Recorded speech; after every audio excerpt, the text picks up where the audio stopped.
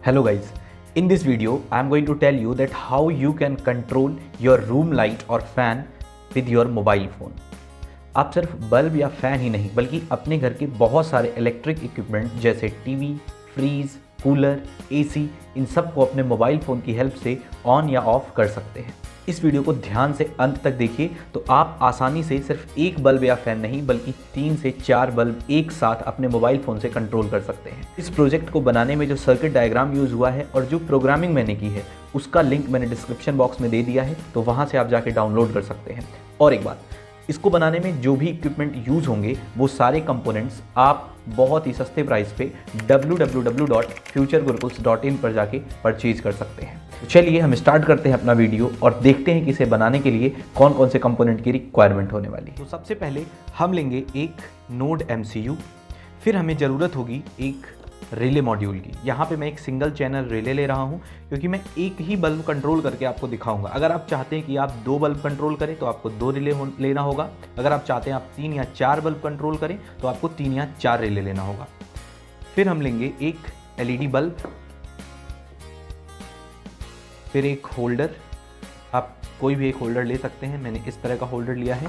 फिर एक आपको प्लग की ज़रूरत होगी विद वायर्स। अब इसके बाद हमें ज़रूरत होगी कुछ जंपर्स वायर की, वो भी female to female jumper wire. तो इन सब में आप ये LED बल्ब, होल्डर और स्विच ये सब आपको आपके लोकल मार्केट में मिल जाएगा, लेकिन नोड MCU, रिले मॉड्यूल और जंपर वायर आप www.futuregurukuls.in पर परचेज कर सकते हैं। इसका लिंक मैंने डिस्क्रिप्शन बॉक्स में दे दिया है। तो चलिए अब इसके सर्किट डायग्राम की बात करते हैं। ये रहा सर्किट डायग्राम जो आपको स्क्रीन पर दिख रहा है। आप इस सर्किट डायग्राम को फॉलो करके एक बल्ब को कंट्रोल कर सकते हैं। चलिए मैं इसका कनेक्शन भी करके दिखाता हूं। तो रिले मॉड्यूल में आपको 3 पिन दिखेगा, VCC, GND और IN का पिन। और अगर आप नोड MCU में देखें तो यहाँ पे भी आपको एक 3 वोल्ट का और GND का पिन दिखेगा। तो हमें क्या करना है, सबसे पहले रिले को पावर देना है।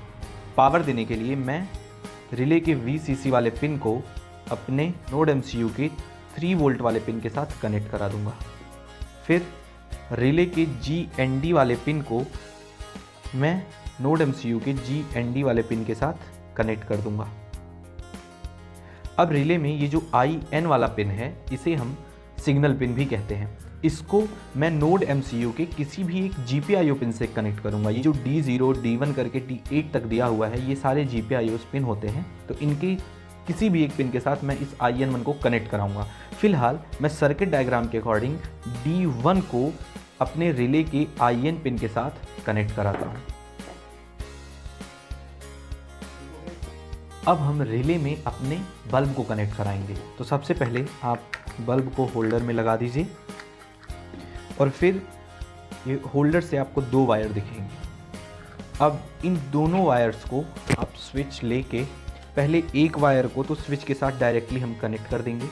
तो ये मैंने येलो वाले वायर को रेड के साथ, आप कोई भी किसी के साथ कर सकते हैं, मैंने ये कनेक्ट कर दिया है। फिर ये जो दूसरा वाला वायर है, इन्हें अगर मैं ऐसे कनेक्ट करके और स्विच को अपने बोर्ड में लगाऊंगा तो मेरा बल्ब ऑन हो जाएगा। लेकिन हमें करना क्या है, ये जो वायर है इसको डायरेक्ट ना कनेक्ट करके रिले की हेल्प से कनेक्ट करना है। तो रिले में आप इस साइड पे देखिए तो आपको 3 सॉकेट मिलेगा। इन तीनों सॉकेट में हम सिर्फ 2 सॉकेट का यूज़ करेंगे। एक तो बीच वाला कंपलसरी है, ये जो बीच वाला सॉकेट है, और फिर आप राइट वाले सॉकेट को यूज़ कर लीजिए। मैं क्या करूँगा, राइट वाले सॉकेट को थोड़ा सा ऐसे स्क्रू ड्राइवर की हेल्प से ओपन करता हूँ और ये जो वायर है इसका एक टर्मिनल मैं यहाँ बीच में लगाऊंगा, इसको टाइट कर देता हूँ।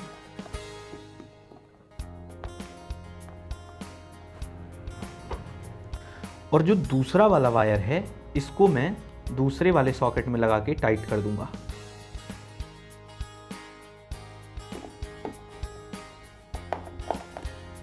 बस, तो ये है बहुत ही बेसिक सा कनेक्शन। अब चलिए इस बोर्ड में प्रोग्राम को अपलोड करते हैं। तो नोड MCU में कोड को अपलोड करने के लिए आप अपने कंप्यूटर को ओपन करिए। ये रहा मेरा कंप्यूटर स्क्रीन और अब आपको एक सॉफ्टवेयर डाउनलोड करना होगा जिसका नाम है Arduino IDE। तो अगर आपके सिस्टम में ये इंस्टॉल है तो अच्छी बात है, नहीं इंस्टॉल है तो आपको सबसे पहले आर्डिनो का सॉफ्टवेयर डाउनलोड करना होगा। उसके डाउनलोड का लिंक मैंने डिस्क्रिप्शन बॉक्स में दे दिया है। मेरे सिस्टम में पहले से ही इंस्टॉल है, तो चलिए मैं अपने आर्डिनो का सॉफ्टवेयर ओपन करता हूँ। तो अब आपको इस तरह का एक इंटरफेस दिखेगा। अब यहाँ पे सबसे पहले आपको ESP बोर्ड को डाउनलोड करना होगा, क्योंकि आपके आर्डिनो में अभी शायद ESP बोर्ड नहीं डाउनलोड होगा। तो उसके लिए आप सबसे पहले फाइल पे जाएंगे, फिर वहाँ से प्रेफरेंसेस पे क्लिक करेंगे। अब ये एक टैब ओपन होगा। यहाँ पे ये नीचे देखिए जहाँ लिखा हुआ है एडिशनल बोर्ड मैनेजर URL, यहाँ पे आपको ESP8266 के डाउनलोड का URL पेस्ट कर देना है। उस URL को आप डिस्क्रिप्शन बॉक्स में दिए गए लिंक से कॉपी कर सकते हैं। मैंने वो लिंक दे दिया है, आप उसको ओपन करिए, वहाँ URL मिलेगा, उसको वहाँ से कॉपी करके आप इस टैब में पेस्ट कर दीजिए। अब हम इस टैब को क्लोज करते हैं और चलते हैं टूल्स पे। टूल्स पे जाने के बाद से आपको एक ऑप्शन वहाँ बोर्ड का दिखेगा। बोर्ड के बाद आपको एक और सबसे ऊपर ऑप्शन दिखेगा बोर्ड मैनेजर। आपको बोर्ड मैनेजर पे क्लिक करना है, फिर से एक नया टैब ओपन होगा। यहाँ पे ऊपर सर्च बार में आपको टाइप करना है ESP8266। ये टाइप करते ही ये देखिए एक आपको नया बोर्ड दिखेगा। अब इस बोर्ड को आपको इंस्टॉल करना है। यहाँ मेरे में रिमूव लिख के आ रहा है क्योंकि मैंने पहले से इंस्टॉल कर रखा है। आपके लिए इंस्टॉल लिख के आएगा, तो आप क्लिक करके इस बोर्ड को इंस्टॉल कर लेंगे। इंस्टॉल होने के बाद से हम इस बॉक्स को क्लोज कर देंगे। अब आप टूल्स में जाएंगे फिर से और बोर्ड पे क्लिक करेंगे तो आपको वहाँ पे ESP8266 का बोर्ड दिख जाएगा। आपको क्या करना है, ESP8266 पे जाना है और वहाँ से नोड MCU 1.0 को सेलेक्ट कर लेना है। सेलेक्ट करने के बाद से आप अपने नोड MCU को लैपटॉप से कनेक्ट करिए।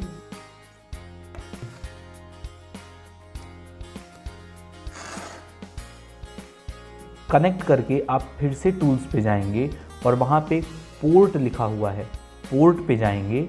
फिर वहाँ पे आपका जो भी पोर्ट शो करेगा उसको सेलेक्ट करना है। बस ये हो गई आपकी सारी सेटिंग। अब इस पूरे ओपन स्पेस में हम अपने कोड को टाइप करेंगे।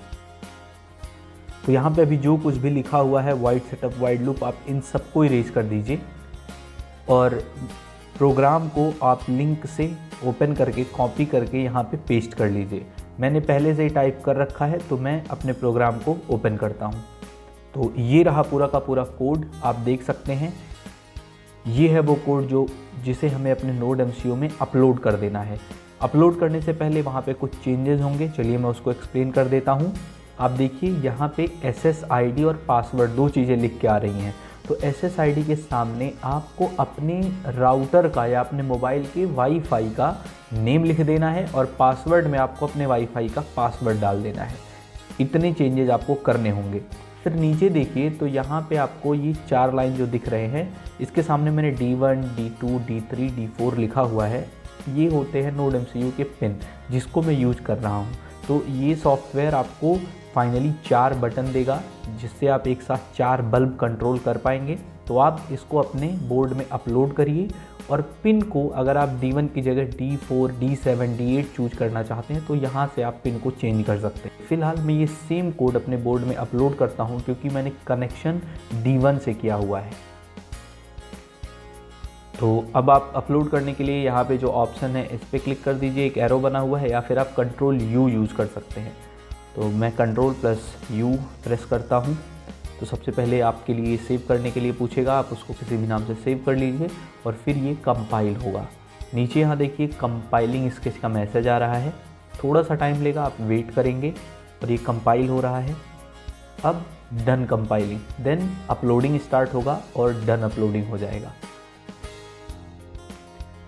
अब आपका पूरा का पूरा प्रोग्राम आपके ESP8266 या नोड MCU बोर्ड में अपलोड हो चुका है। फिर आप ये मॉनिटर के टॉप राइट कॉर्नर में देखिए, यहाँ एक ऑप्शन लिख के आ रहा है सीरियल मॉनिटर का। यहाँ पे क्लिक करेंगे। यहाँ पे क्लिक करने के बाद से एक टैब नया ओपन होगा जिसे हम सीरियल मॉनिटर बोलते हैं। फिर नीचे देखिए इस टैब के एक ऑप्शन लिखा हुआ है बॉर्ड। आप उस पर क्लिक करेंगे और वहाँ पे बहुत सारे नंबर्स दिखेंगे 9600 और बहुत सारे। आपको 1150 ये जो मैंने सेलेक्ट किया है इसी बोर्ड को सेलेक्ट कर लेना है। सेलेक्ट करने के बाद से आप थोड़ी देर वेट करेंगे, देखिए आपके स्क्रीन पे कुछ आ रहा है या नहीं। अगर नहीं आए तो आपको आपके नोड MCU में एक छोटा सा रीसेट का बटन दिया हुआ है जहाँ पे आपने USB केबल कनेक्ट कराया है। एक बार उसको प्रेस कर देंगे, वो रीस्टार्ट का बटन होता है बोर्ड में, एक बार आप उसे प्रेस कर देंगे तो फिर यहाँ पे आपको कुछ मैसेज शो करने लगेगा। देखिए डॉट डॉट डॉट ये जा रहा है, अभी कनेक्ट हो रहा है और ये हो गया मेरे वाईफाई से ये मेरा बोर्ड कनेक्ट होते ही ये नीचे आपको जो सबसे नीचे लाइन दिख रही है ये है IP एड्रेस। आपको इस IP एड्रेस को नोट कर लेना है क्योंकि यही IP एड्रेस हम बाद में यूज़ करेंगे अपने वेब सर्वर को ओपन करने के लिए। तो ये IP एड्रेस आप नोट कर लीजिए। ओके, सो अभी प्रोग्राम अपलोड हो गया है। अब इस स्विच को हम बोर्ड में लगाएंगे। आप लगाते टाइम थोड़ा केयरफुल रहिएगा क्योंकि ये हाई पावर है, तो यहाँ टच करने पर आपको करंट का झटका ज़रूर लगेगा। तो इसलिए आपको इस पार्ट से बहुत ज़्यादा केयरफुल रहना है। आपको नोड MCU को अलग से पावर देना होगा। तो इसके लिए आप एक USB केबल की हेल्प से किसी चार्जर के एडाप्टर को इसको पावर देने के लिए यूज़ कर सकते हैं, या फिर USB केबल को आप डायरेक्टली अपने लैपटॉप में कनेक्ट कर देंगे तो भी इसमें पावर आता रहेगा। तो चलिए इसे टेस्ट करते हैं। तो सारी पावर सप्लाई ऑन करने के बाद आप अपने मोबाइल फ़ोन को लेंगे और उसमें अपना ब्राउज़र या क्रोम जो भी आप यूज़ करते हैं उसे ओपन करेंगे और वहाँ पे जो IP एड्रेस आपने नोट डाउन किया है सीरियल मॉनिटर से उसको टाइप करेंगे। तो यहाँ पे मैं अपना वो IP एड्रेस टाइप करता हूँ और टाइप करके आप जैसे ही ओके करेंगे तो देखिए ये इस तरह का स्क्रीन ओपन हो जाएगा। ये पूरा का पूरा आपका जो बटन है, जो भी हमने कोड अपलोड किया था नोड MCU में, उसका ये वेबसाइट ओपन हो गया। हो सकता है कि ये सारे प्रोसीजर फॉलो करने के बाद भी जब आप प्रोग्राम को अपने नोड MCU में अपलोड करें तो आपका प्रोजेक्ट वर्क ना करे, क्योंकि ये सारा सिस्टम लोकल होस्ट सर्वर पे काम करता है। तो आपने प्रोग्रामिंग में SSID और पासवर्ड की जगह जिस राउटर या हॉटस्पॉट का SSID और पासवर्ड डाला है, आपका डिवाइस उसी राउटर से कनेक्ट होना चाहिए। या फिर अगर आपने अपने मोबाइल फ़ोन का ही SSID और पासवर्ड डाला है तो कोई दिक्कत नहीं है, आसानी से आप अपने मोबाइल फ़ोन से रूम लाइट को कंट्रोल कर पाएंगे। अगर आप चाहते हैं कि आप दूसरे मोबाइल फ़ोन से रूम की लाइट को कंट्रोल करें तो उसके लिए या तो आपको उस मोबाइल की हॉटस्पॉट का SSID और पासवर्ड अपने प्रोग्राम में चेंज करना होगा, या फिर आप अपने मोबाइल के हॉटस्पॉट को ऑन करिए और दूसरे मोबाइल के वाईफाई को ऑन करके अपने फ़ोन से नेट कनेक्ट कराइए, फिर आप उस फ़ोन में भी IP एड्रेस को एक्सेस कर पाएंगे। अब यहाँ से आप ये चारों बटन का यूज़ करके अपने बल्ब को ऑन ऑफ कर सकते हैं।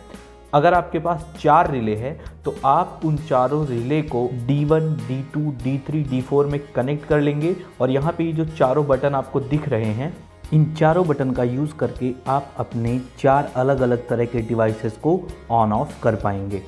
तो चलिए अब हम इसकी फाइनल टेस्टिंग करते हैं और मैं आपको इसका वर्किंग मॉडल दिखाता हूँ।